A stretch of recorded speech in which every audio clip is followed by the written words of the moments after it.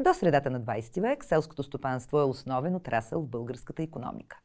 Но българското селско стопанство е с примитивна техника и след освобождението ни от турско робство губим единствените пазари – турските. До този момент нямаме търговци, които да търсят клиенти. Нещата се случват от само себе си. Поради загубването на турските пазари и нуждата да се продава това, което се произвежда, се появяват пътуващите търговци, които търсят обмен на стоки и услуги в България и извън нея. Какви са причините пътуващите търговци да придобият лошата си репутация и защо някои от нас все още се чувстват доста притеснени от това да продават по телефона или от врата на врата? Защото пътя на продажбата изисква навлизане в личното време и пространство на отсрещната страна. И ако не спазваме правилата, първо резултата не е добър, и второ, този, когото притесняваме, може да се отнесе грубо с нас. Има много известни търговски фамилии, създадени по това време. Те самите са необразовани в по-голямата си част, но са достатъчно разумни, за да инвестират в образованието на децата си в Западна Европа. Това поколение, връщайки се в България, започва да продава новаторски, свежи идеи на обществото